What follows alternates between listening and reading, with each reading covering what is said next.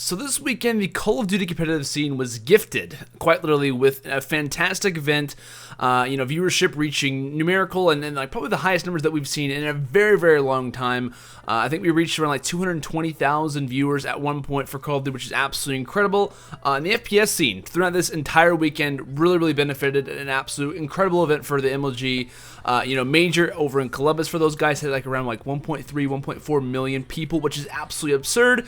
But the Call of Duty scene also kind of benefited itself in a wonderful series that we were able to kind of partake in due to the fact of having the Call of Duty World League Stage 1 playoffs, aka relegation as well on Friday, but Saturday and Sunday is when we would have those matches go on. I'm going to be focusing specifically talking about the elements that kind of came into the OpTic and Rise game, my thoughts on the matchup, and kind of what concluded from the game overall, and what I thought the series kind of meant to the Call of Duty scene, because in some ways, in my opinion, this is like, okay, we've been having Black Ops 3 for a while now, and this is what you're going to expect. This is where the bar has been set for the Call of Duty scene for this year. Now, throughout different Call of Duty titles, there seems to be that one series that kind of defines the entire year. For Black Ops 2, it's probably like the regular championships. For Ghost, it might have been X Games. It might have been, or not necessarily it was a certain matchup, but it could even have been an event. Like a certain moment throughout one Call of Duty title meant like that was the defined moment of that entire game. That's what everyone thinks of whenever you think of previous titles. Like I said, you think of Ghost or even Black Ops 2, you think of Black Ops 2 World Championships, you think of Complexity versus Envy, or maybe you even think about Complexity's run, you think about OpTic losing, an 05 situation, versus Complexity. I mean, like over on Express, you think of little things here and there.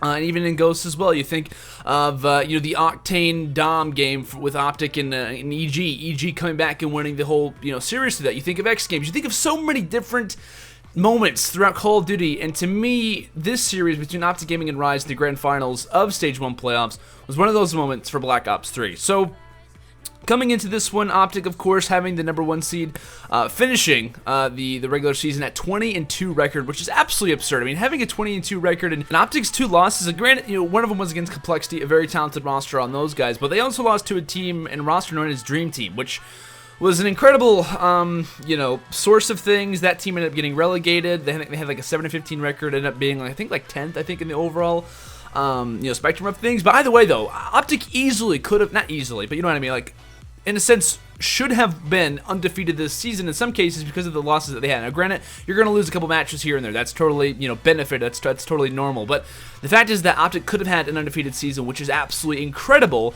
The team ended up coming in second in the overall standings was obviously Rise Nation, finishing at 16-6, and their only losses coming to the old Envious. I want to mention the old Envy, the Envy at the beginning of the game, who was absolutely incredible, had that #1 seed heading into UB South Carolina, and since then, never really was the same. However, the only losses were either to that Envy squad, to FaZe and OpTic, and one of those losses was to Luminosity, a couple days, I think, prior to their losses against like OpTic and stuff like that. So their only loss, besides those top teams and Envy at a time, was to Luminosity, in which case they ended up getting their redemption. That was also like the UMD South Carolina Grand Finals. So in some ways, Luminosity's win over Rise Nation was a little bit of a dig at them, because in the end, Rise Nation always gets the best of them in some cases. So with that, like I said, these are the top 2 teams in the NA, 100%. There was massive games kind of coming into this one as far as the bracket goes. OpTic had a fairly easy run in some cases. You look at their first matchup versus TSM. I don't want to go over into all those matches, but they narrowly get out of that one, winning a Game 7. They go up against Elevate, pretty easy 4-0. And same thing for Rise. Rise starts off pretty easy against, like I said, against Luminosity, gets the better of them yet again, beating those guys 4-1. And when it came down to Rise and FaZe, to me, I thought that was going to be even closer than the OG and Rise series. That was a 4-0. Like, that was massive momentum. That was like, when you think of Call of Duty, you think of teams. This is the way that I kind of think of certain things when it comes to the teams in the Call of Duty scene. There's like a certain ranking system that kind of happens. It's like, okay, this team beat this team on LAN. Okay, they're up here now. Like, obviously, like OpTic's up here, right? And in some cases, it was like, is Rise really the better team coming into the grand finals, or is it OpTic? That was like a huge momentum kind of thing, and going up against FaZe and Rise beating them that dominantly was like, okay, then that means Rise is 100% in the top 2 if you don't already think they're the best team in the game right now. In my opinion, This is just my opinion, of course. I do think that OpTic, heading into this series, regardless of what happened, like, disregard everything that happened this series, coming into this series, I personally was thinking that OpTic's the best team in the game, regardless of the 2 LAN victories that Rise had, and they were going to try to go for the 3 Pete for LANs and stuff like that. So, and I want to keep in mind, I'm not discounting Totino's, I'm not discounting UMG South Carolina. I was there at UMG South Carolina. I know all the issues that a lot of the teams face, not just OpTic, but in some cases, I don't think that that particular LAN showed their actual skill. And honestly, there's been a number of different issues for a lot of these rosters as well coming into this tournament, because this is like the first time they've played on LAN in a very long time, let alone one of the first times they played on LAN in this game in particular, and we're in April. Like, that's kind of ridiculous, to be honest. But that's time for, that's another issue for another video. So either way, without a doubt, we have the top 2 teams in the grand finals, OpTic Gaming and Rise Nation. Kind of taking a look at the maps that were kind of coming into this series as well. We start off with Stronghold Hardpoint, then Breach, Search, and Destroy, Fringe, Uplink, Evac, CTF, and if it came to it, which it did, of course, we end up having Hunted, Search, and Destroy, Fringe, Hardpoint, and Infection, Search, and Destroy as our final game, in which case we would make it to that point. But we're going to back up just a little bit here. So, both of these rosters are incredibly talented. I want to point this out. Both of these rosters, everyone knows OpTic's roster. Everyone knows why they have success. They are the top players in the game. They have absolute incredible slayers, very knowledgeable slayers as well. It's not just that OpTic Gaming has, they can kill everyone. That's how they win games. It's like, I feel like every time it's like, oh, let's send it over to, not hating on anyone by any means. I'm just saying, like, I feel like when we look at Reddit, we look at other things, it's like, hey, why is OpTic so good? It's like, well, they can slay people out. They have Scump on their team. They have Formal, who's a great AR. It's like, no, like there are certain reasons why OpTic is the way they are and how talented the way they are, regardless of the series that we witnessed between them and Rise Nation. The fact is that OpTic has so much map awareness. They are, to me, probably one of the smartest teams in the game as far as map placement goes, knowing and kind of, in some ways, knowing their strengths and showing other teams how talented they are. When it comes to the ban protect system, if you notice, every time the OpTic goes to the ban protect system, they're like 95% of the time, their bans are concussions, flashes, grenades, and maybe something else against the team that they're playing against. A lot of the times it's HCXD cars and hardpoint. When it comes to search, they might get rid of a certain specialist. Or they might even try to get rid of something random. I don't really know. But a lot of the times, their only focus is on the tacticals and the lethals in the game. Sometimes they'll even get rid of both tacticals and lethals, because in some ways, the teams that OpTic is facing off against have to get rid of high caliber and rapid fire, because OpTic doesn't mind having those in the game, because why? They're a more dominant slaying team than you. So when you're facing off against OpTic, 2 of your bans automatically have to be high caliber and rapid fire, because OpTic really has no issue keeping those in. Granted, would they like to have those in? Probably not, just to kind of keep the, I guess say the regular meta that's going on in the game right now. But regardless of that, 2 bans off the start when you're playing against OpTic have to be those things, and OG really benefits from that because they have 2 free picks that you're not going to be able to counter against in some ways. So with that in mind, OpTic is a very smart team. They know what they're doing. In some ways, that's a very intelligent notice to kind of realize certain things like that, not really having to kind of go into certain events like that and certain moments like that as well. And this is just a certain incident, but like Elevate would try to ban frags or even regular grenades against OpTic, and it's like, you really don't have to do that because they're going to do it anyway. You know what I mean? So it's kind of just comes down to knowing the team that you're playing against. OpTic, like I said, everyone knows OpTic. Some of the most talented players that we've had in Call of Duty history. Scump, Crim6, and Karma related is to be the best Black Ops 2 players. In my opinion, Karma probably the best Black Ops 2 player that we had in the game at that time. So, heading into Black Ops 3, everyone knew this team was going to be dominant, especially the run that they had back in Advanced Warfare, which, they won every single championship, except for one, which was, obviously COD Champs. Now, okay, they didn't win every single one, but they were in the grand finals of every tournament except for COD Champs, and easily could have been in COD Champs if they would have, been on the regular form. Either way, though, moving away from OpTic Gaming, everyone knows about OpTic. I'm just kind of saying information that you guys already know, in case you guys didn't really know about the ban protection stuff. That's just kind of what happens every single game. So, next team, of course, is going to be Rise Nation, because how this roster formed is actually a little bit funny. Not really funny to me, but kind of interesting how this roster ended up forming at the beginning of Black Ops 3, because both Slacked and Octane were actually on Elevate at the time. That was a roster who looked really, really talented, kind of a group of young guns as well. Thought those guys were going to be pretty good. And also Classic, who ended up leaving Denial alongside of some great young slayers. They ended up making it into the MLG World Finals Championship, coming in second to OpTic Gaming at MLG World Finals. So Classic left a really, really good roster. Octane and also Slack leave their roster, and now we have Looney, who had previously left Envious, or kind of been dropped from Envious under certain circumstances. After the issues that they were having with certain players leaving and so on and so forth. Even Aqua, and actually, funny enough, it was Octane who's a part of that situation as well. So these guys come together in some ways, all having a similar feel of their situation, realizing, you know what, we all have a common goal in mind. We're talented, we're younger players, and I say younger players as far as their age, because I know certain guys, especially being Slatch, he's been playing this game for as long as I can remember. You know, been a pro player for as long as I can remember, even playing back in Black Ops 2 alongside of Unite with Clayster, the Ponytail. You know, we'll skip past that. He's been playing for a long time though.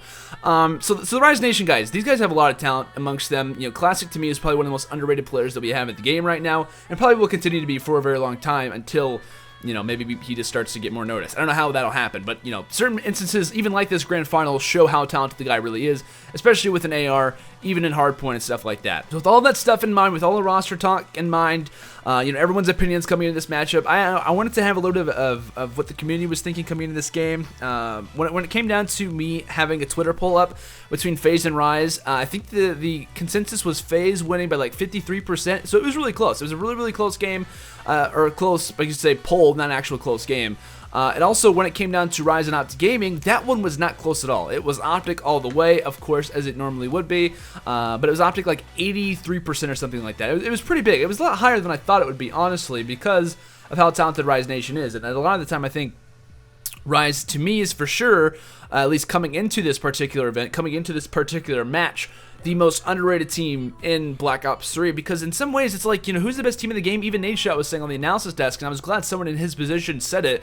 Technically, Rise Nation is the best team in the world right now, to be completely honest, because in some ways, you show everything on LAN. And if it was OpTic in the same position, say OpTic had the exact same record as Rise did in the league, and OpTic had won both Totinos and Unity South Carolina, everyone would say OpTic's the best team in the game. Without a doubt, OpTic's the best team in the game. It's just, you know, it just lands and stuff like that. If their positions were switched, not even coming into this game, not even looking at the grand final, you know, this matchup specifically, coming into this match, everyone would say OpTic's the best team in the game without a doubt, because they won more lands. Granted, they came in second. Granted, they lost to a couple teams, but still, hey, they came in second. Big deal. They won all the lands. That's exactly what it comes down to me, and some of the issues that I see with the COD scene in some cases is because of certain situations like that, just due to OpTic not being in that particular spot, everyone just assumes that it's a fluke. But one interesting ban that I saw coming into the first game, actually the Shiva was banned in the first game. I think that, like, besides like the next 3 games on, we wouldn't actually see the Shiva be mentioned, or maybe it was like the next 2. It was kind of weird that we would see the Shiva be mentioned as much as it was in the series. But either way, though,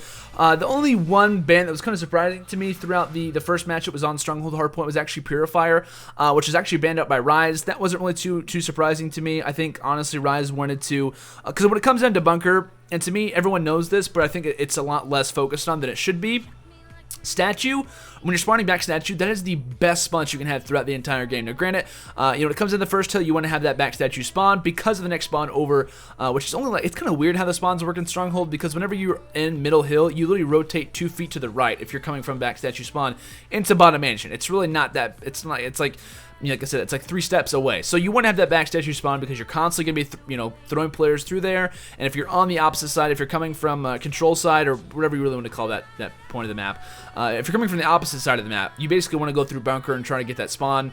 Or maybe even when it comes down to being in the actual hill, you want to rush through middle. You basically want to have that back spawn for a majority of the hills. You want to have it for probably 3 out of the 5 hills on that map, which makes it really, really important, at least in my opinion.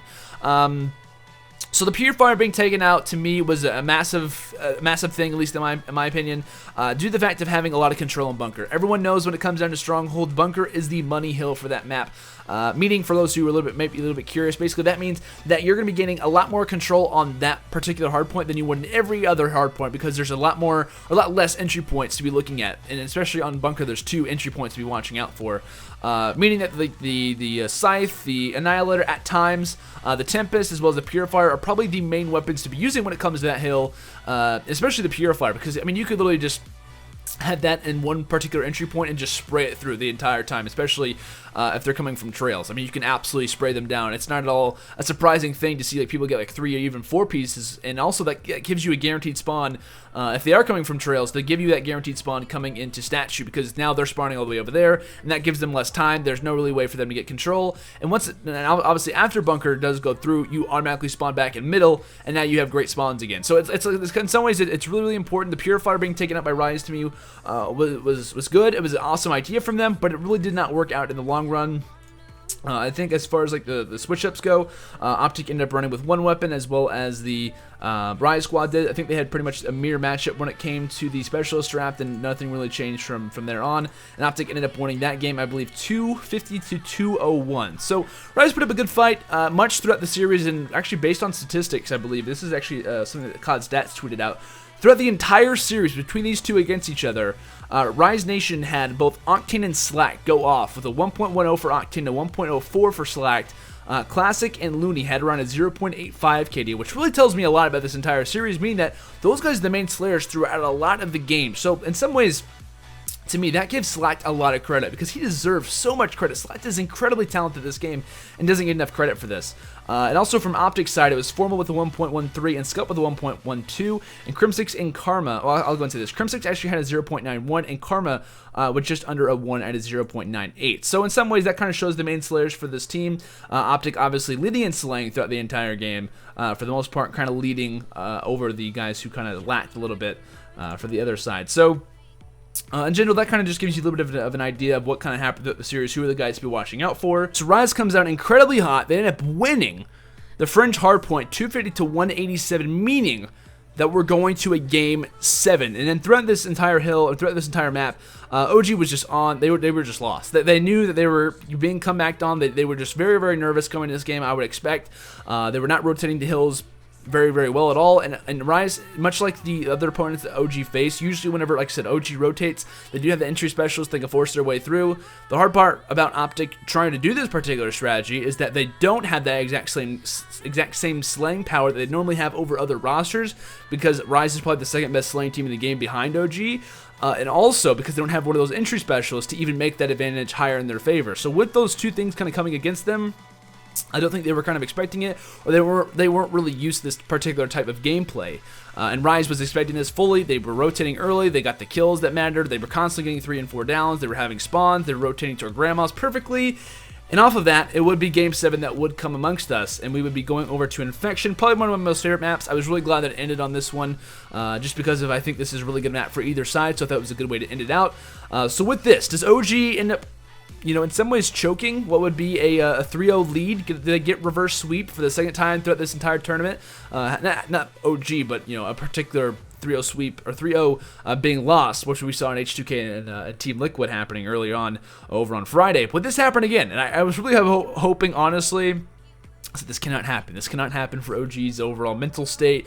The fact of them losing a CTF. This is just the overall mindset of what happens with OpTic. If you've been watching them, at least since Ghosts, you know they always have a problem with closing out games most of the time. Now, in Advanced Warfare, it was a different story most of the time. Now, granted, there were a couple of occasions where they would end up losing it. They would have a certain lead when it came down to best of 5s. There was a couple matchups, even at the AW Columbus Open, where they were up 2 best of 5s, and FaZe ends up coming back in 2 of them. Like, there's so many different times where OpTic has been up, and due to one map loss in a best of 7, they just don't have any momentum. I don't know what it is, but it's always been a running issue with this OpTic roster. Not with this OpTic roster, but the OpTic rosters of old and even of present.